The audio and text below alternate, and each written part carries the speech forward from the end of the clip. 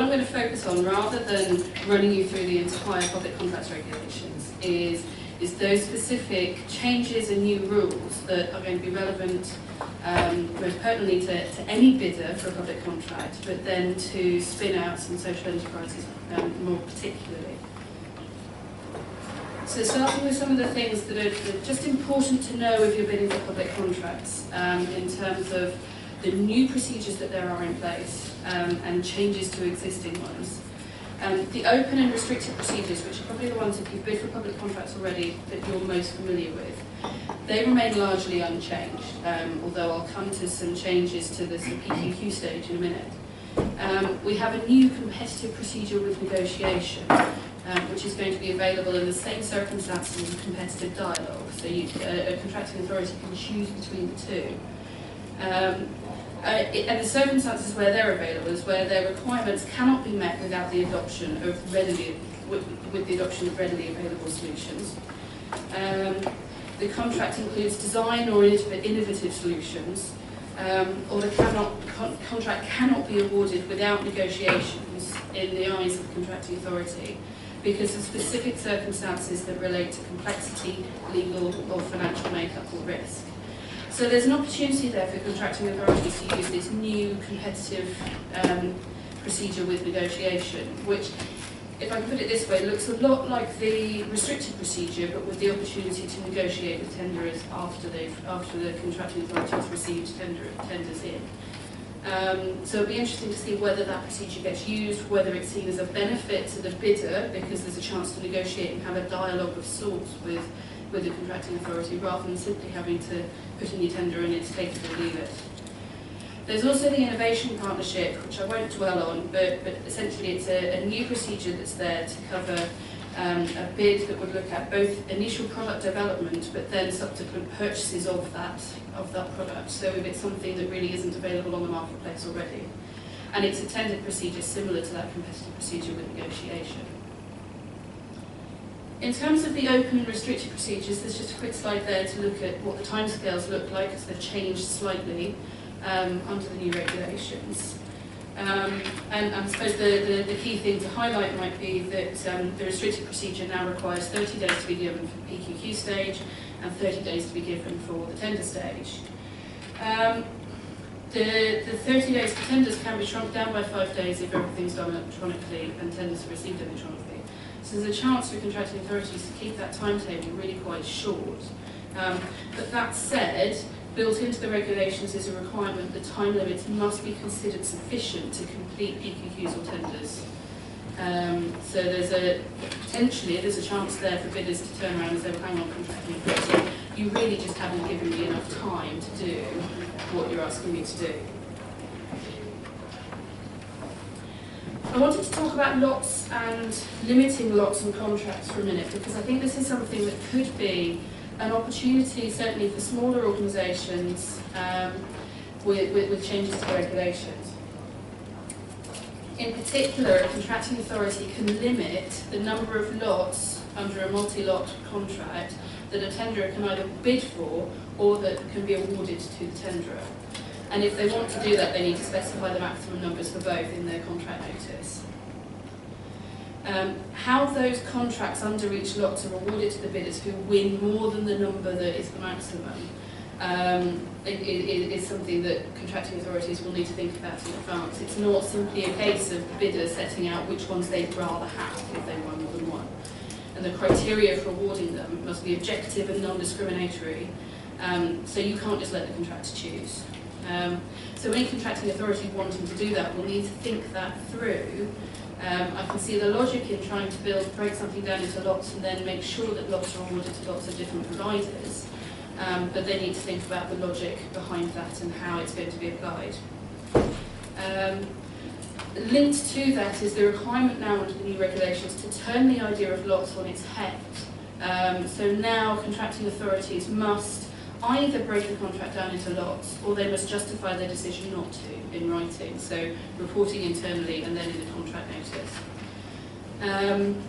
So there's a chance to change the psychology within a contracting authority to recognise that Europe is trying to break down contracts into smaller portions rather than looking for larger and larger contracts. Something that any bidder should be aware of is some of the changes to sort of online procurement and when documents will be made available. And the first thing to note is that under the new regulations, there is expected to be online availability of all of the contracting authorities' procurement documents from the time they issue their first notice to their contract notice, most normally. And that's going to include the contract, the specification, any cost models. It's going to include their invitation to tender, a PQQ if they're using one, and any other additional documents. So on the day when you see that contract notice, you should expect to receive all of this information. And certainly from my experience, that's something that contracting authorities are not geared up to yet, and yet it's something that they should be complying with. Linked to that, but separate, is compulsory electronic tendering is coming. And I think this links to comments that have already been made this morning, that actually getting bid systems in place is going to start to look more like getting electronic bidding systems in place, because contracting authorities are going to be required to make tendering electronic. So bidders are going to need to get used to using those different systems. That said, recognising that that's quite a lot of gearing up for a lot of contracting authorities and bidders, that's a requirement that's being delayed under the regulations. And for most contracting authorities, that will be a mandatory requirement from 2018, so they've got 3 years to sort of build that in. For buying clubs, central purchasing bodies, so those organisations that create large frameworks and the like, it's going to come in a year earlier. I said I'd come back to the pre-qualification stage. The biggest thing to highlight about the pre-qualification stage, so now looking at the restricted procedure most normally, is a new standard PQQ that's been mandated by the Cabinet Office, the Crown Commercial Service. So contracting authorities will now be using that standard PQQ, and there's very limited potential to deviate from it. And that's something that, again, contracting authorities I don't think are as aware of as they should be, because that's something that Crown Commercial Service will start monitoring fairly swiftly. There's some new terminology in the context of pre-qualification as well, and a few changes that are now reflected in that standard PQQ that it's worth you knowing about as bidders as well. The first is that the regulations and the directive behind it now talk about pre-qualification being about minimum standards. So you're pre-qualifying suitable bidders. So it's essentially based on pass-fail thresholds. You either meet a standard or you don't. And they're called selection criteria in the regulations and directive rather than pre-qualification criteria. That said, there's then allowance in the regulations to limit the number of bidders that can be invited to tender. So even though all of them meet these notional pass-fail tests, the contracting authority can use scored questions to then limit them down in number. So we end up with something that looks quite similar to what we had before. The biggest change, though, from a bidder's perspective, is probably the introduction of the European Single Procurement Document and what that means for you in terms of the tendering process. It's essentially going to be a self-declaration of compliance, meaning that rather than completing the PQQ time and time again, you will end up with a document which is you ticking the boxes to say, this is how, we know that we comply with all of these standards. And the intention behind that is that the contracting authority will only then verify the information provided by the tenderer who wins.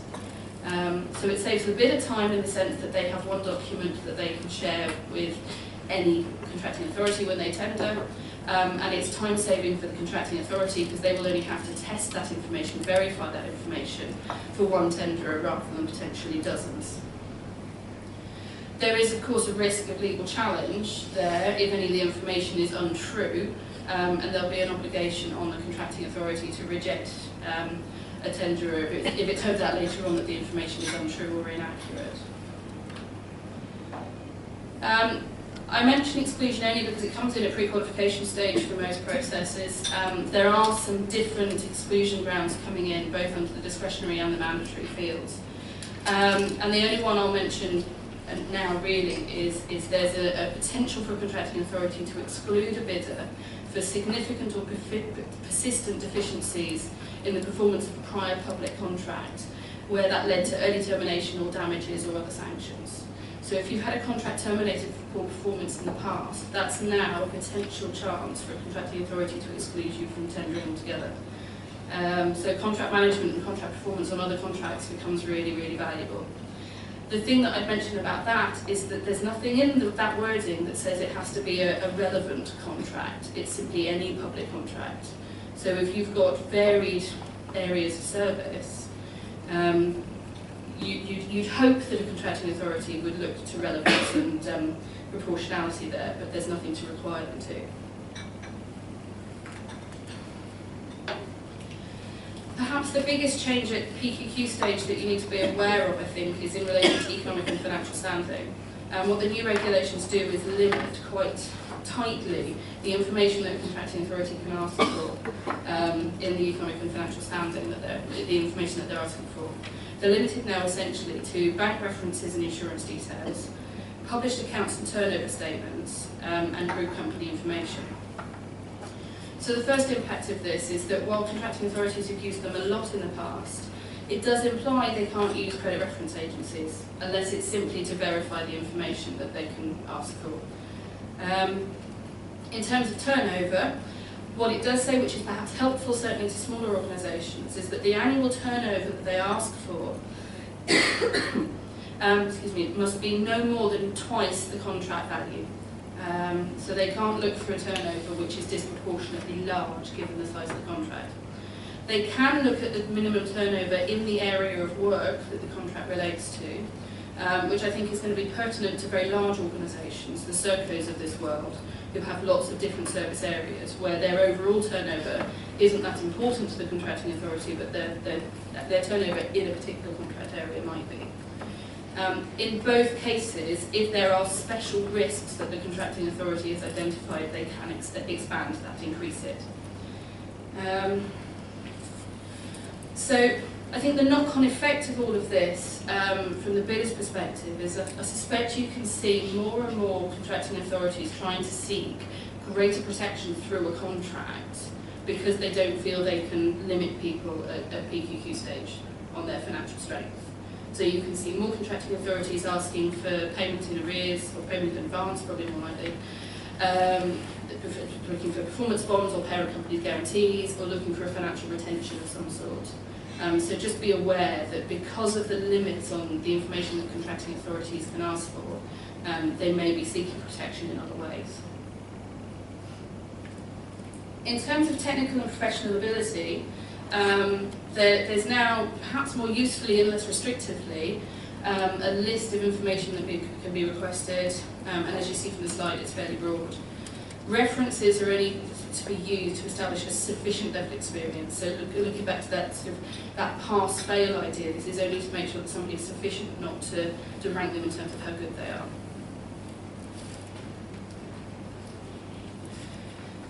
Just very briefly, there's provision in the new regulations to build in some implied contract terms. And the most important one, I think, is the idea of compulsory termination. And this means that a contracting authority has to terminate a contract if there's a European court ruling that decides there's been a serious breach of the EU directives or the EU treaty, if there's been a substantial change in the contract during its life, or if the contractor should have been excluded, so if there's been one of those mandatory exclusion grounds like fraud or bribery or something like that. So going back to that European single procurement document, don't take that as an opportunity to FIP, not that I'm sure you would, but if anything comes out that hasn't come out at that stage, there's an obligation on the contracting authority to build in termination. And I'll come back to the point about 30-day payment terms later on. Very quickly looking at contract award criteria, we now have a situation where instead of the previous regulations, you could award a contract under either price alone or the most economically advantageous tender. We're now expecting, contracting authorities rather, are now expected to go only on meat and not on price. That said, that can be identified based either on price or cost, and cost using cost effectiveness being a price quality ratio. So they could decide that meat, the most economically advantageous tender, means price. Perhaps perhaps most valuably, the contract award criteria can now expressly and clearly include environmental and social aspects, rather than simply more obvious quality criteria. And contracting authorities can take life cycle costing into account now, and they would state it in advance. Moving then to some of the things in the regulations which I think are more important when you're looking at this from a social enterprise or a mutuals perspective. The first that I wanted to mention is there's a new regulation 40 in the regulations, which sets out very clearly for the first time that contracting authorities can undertake preliminary market consultations. So before they start a procurement exercise, they can be consulting with the marketplace to prepare the procurement, to sort of build the procurement process, to talk about their procurement plans and their needs, and so they can seek advice from independent experts or from participants in the marketplace. So I'd really encourage you to work with the contracting authorities you would like to bid for contracts from, to be using this rule to make sure that they're actually structuring their procurement process and building their contract needs around what the market can deliver, whether that's more or less aspirational than they think it might be. And then one of the things that I suspect most of you are really keen to hear about is the new light touch regime. This is, if I can describe it this way, a replacement to Part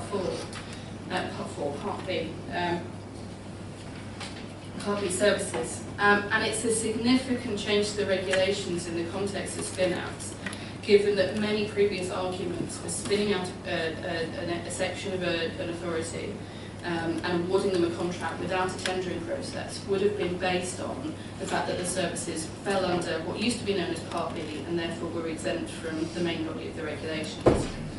We now don't have the luxury of that argument, essentially. We have, instead of Part B services which were exempt, a light touch regime for a discrete number of services, mostly coming under the heads of health and social services, legal services where they're not exempt entirely, and educational services. And what these new rules mean is that over the threshold of €750,000, which according to Crown Commercial Service guidance is £625,000 and £50 added onto that, there is a process to follow. So there isn't an argument to say that no tendering process is needed. It's a clear line from a lawyer's perspective. You at least have a black and a white. Below that line, there's no need to tender from a European perspective. So there is perhaps potential for small services to be given out without a contract being tendered. For those services that used to fall under what we called other services, which were sort of residual that nobody knew where to put them, they're going into the main body. And the one that comes up most frequently for me is something like grounds maintenance, which would now have to be tendered and didn't need to before. Craig, are these slides going to be shared afterwards? Yes, they can be. Fabulous. Yes. I won't run through this list of services there because you'll have it that's afterwards, but there's a list of the services there that fall under the light touch regime.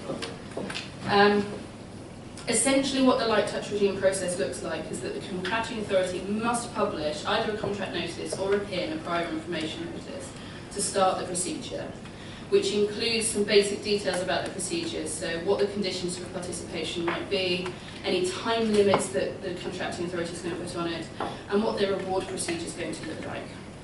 And then at the end of the process, they need to follow a contract award notice, so they can do that in a sort of quarterly way rather than for every contract. In terms of what that procedure in the middle might look like, it's one that can be determined by the contracting authority, so there's a lot more flexibility than under the main rules. But it must be sufficient to ensure transparency and equal treatment of bidders, so it needs to be a fair and transparent process. Contracting authorities do have the potential to deviate from the process they've set out, but only if it doesn't breach those principles of transparency and equal treatment. And only if they've genuinely considered it and documented their decision. Again, like the normal procedures, time limits must be reasonable and proportionate, so they can't use a procedure like this to speed it up to such an extent that they don't get helpful and useful bids. And what some contracting authorities will, I'm sure, consider is that they can follow procedures that correspond to those normal full OG procedures, the open, restricted, competitive dialogue. They then have perhaps a little bit more flexibility in terms of what they can take into account when they award contracts than they do under the main body of the regulations. So contracting authorities can take into account the need to ensure quality, continuity, accessibility, affordability, availability and comprehensiveness of the services. Perhaps most valuably, they can take into account the specific needs of different categories of users, including disadvantaged and vulnerable groups. So in terms of those service areas, they have this way of viewing contracts that hasn't been considered in the main body. And they can consider the involvement and empowerment of users, and they can consider innovation. So there's a bit more focus there on actually looking at what the contract looks like, what the services look like, and how they can be best achieved to meet the needs of service users, which is potentially quite positive.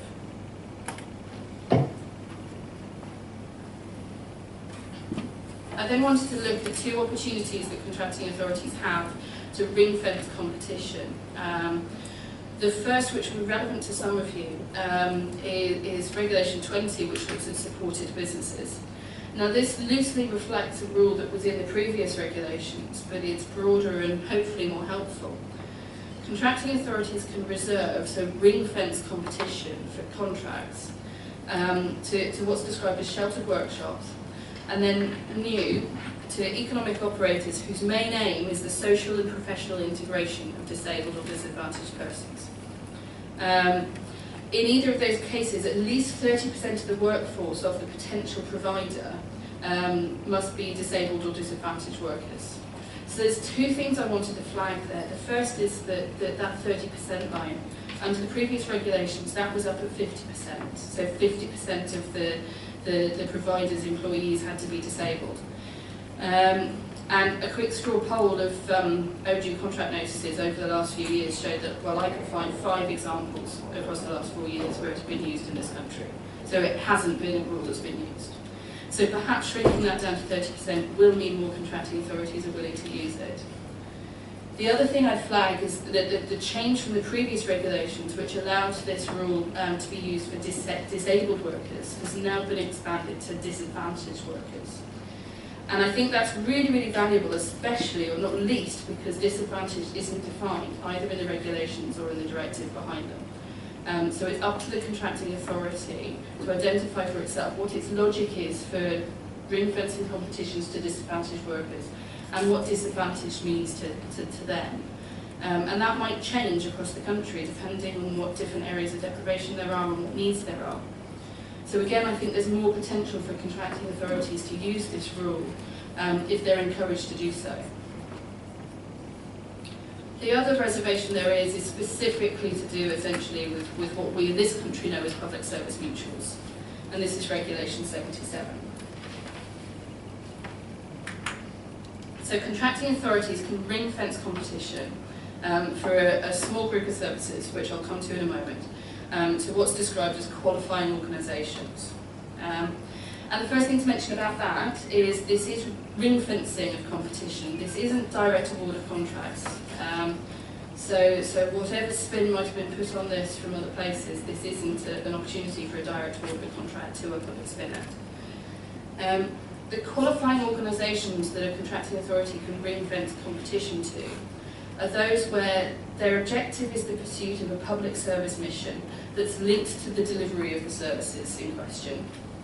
The profits of the organisation must be reinvested with a view to achieving that objective, and if there is a distribution of profit, it's based on participatory considerations or employee participation. And the management or ownership structures of the organisation are based on employee ownership or participation, or requiring the active participation of employees, users or stakeholders. So notice that that's not just employee-led businesses, but businesses that are led by their users or their stakeholders as well. It's slightly broader. The organisation whose bidding must not have been awarded a contract under this reservation by that contracting authority within the preceding 3 years. So it's not an opportunity for a contracting authority to do this time after time. That said, it's not a one-off either. If they wanted to, they could do this every other contract round. The contract that is let by the contracting authority must be no more than 3 years. So notionally, they could have a 3-year cycle of contracts and have a different method of competition each time. I think in this country it will be seen mainly as a sort of incubation period for some companies. Thinking about some spin-outs that have taken the softer route of creating the contracting authority has created a tech-out vehicle or a wholly owned subsidiary to have an incubation period, and could then use this rule to at least allow an organisation to have a smaller pool of competition rather than the full open market. There's been a nervousness about using this type of rule, or certainly the old reserve contracts rule, certainly in this country, and it seems to come from a hesitation about whether or not this is genuine competition. So I think contracting authorities will be looking at this to decide whether they can still have genuine competition, whether there are enough organisations that fit this before they go ahead, rather than trying to use it as an excuse to ring fence down to one. So in terms of the services that can be reserved, these are highlighted and listed in here as well, and it's worth flagging that these aren't the same as the light touch regime services, and they're not a direct subset of them either, so here it's been really helpful in that regard. And the one that I flag in particular is different is sporting services, where leisure in this country has historically been a Part B service. It's not under the light touch regime, so it's one where local authorities in particular are going to have to start doing a full OG process for leisure services, but they do have the opportunity to reserve contracts under this rule. I wanted then just to whiz through some issues about subcontracting and then look at Part 4 of the regulations, which is what many people will know as the Young reforms. Now, the subcontracting arrangements rules under Regulation 71 say that contracting authorities can ask tenderers to indicate any share of the contract that they intend to subcontract and to name those subcontractors. So this will hopefully help larger organisations in particular actually plan and organise their subcontracting at tender stage rather than thinking about it later on. When it comes to works contracts, or what's described as services as a facility under the direct oversight of the client, so in client premises, the contracting authority must require the main contractor to give them the names and contact details and legal representatives of all of their subcontractors and notify them of any changes. At the contracting authority's discretion, those provisions can be extended down the supply chain, so not just subcontractors, but subcontractors and subcontractors. And they can choose to extend mandatory exclusions, so for things like bribery and fraud, down to subcontractors as well. So if you're used to working as a subcontractor, or you're contemplating working as a subcontractor, or bidding it rather as a subcontractor, just be aware of those changes.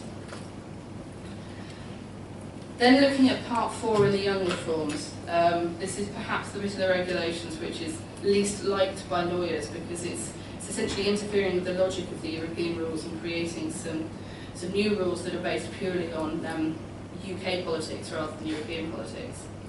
But ostensibly, they're about making procurement opportunities more available to smaller businesses and to voluntary organisations.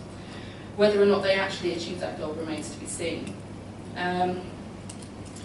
So in terms of what they say, there are some rules in there about using Contracts Finder, so this portal, for all above threshold contracts under the new rules. And then some new rules in relation to below threshold contracts as well.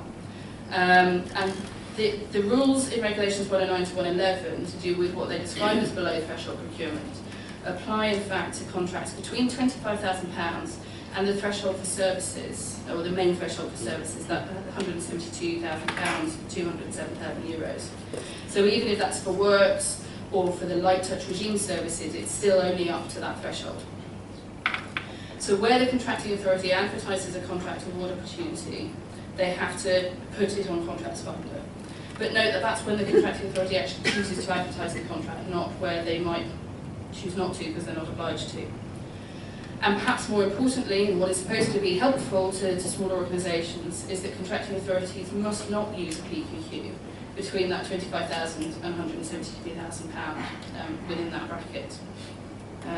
So bizarrely, that means for the light touch regime between £172,000 and £625,000 you can. And then there's information requirements in there about what you have to publish when you've awarded a contract. And for below threshold contracts, you have to specify whether the contractor is an SME or a VCSE. And this is a new definition, which is a non-governmental organisation that is value-driven and which principally reinvests its services to further social, environmental or cultural objectives. I won't run too much into the rest of this, but you'll have the slides on it. But just in terms of that point about PQQs, there is the requirement not to use a PQQ, but there is an equivalent ability to our suitability questions. So we'll wait and see what that means in practice. And the last thing to come in as part of the Young reforms is a requirement to pay undisputed invoices within 30 days. And that's a requirement on contracting authorities, but also on main contractors and subcontractors, so it filters down the supply chain. So hopefully that's actually a really, really good thing for most people within a supply chain, that where an invoice is undisputed, there is an implied term of 30 days of payment. The only thing I'd end on in terms of Part 4 is Regulation 114 says that if anybody fails to comply with the requirements of that Part 4, the public contract will still be valid. So this is why we say ostensibly this helps small businesses in the voluntary sector, but in reality, if anybody fails to do it, there's not much you can do about it anyway. So that's me. Stay on your feet. Thank you very much.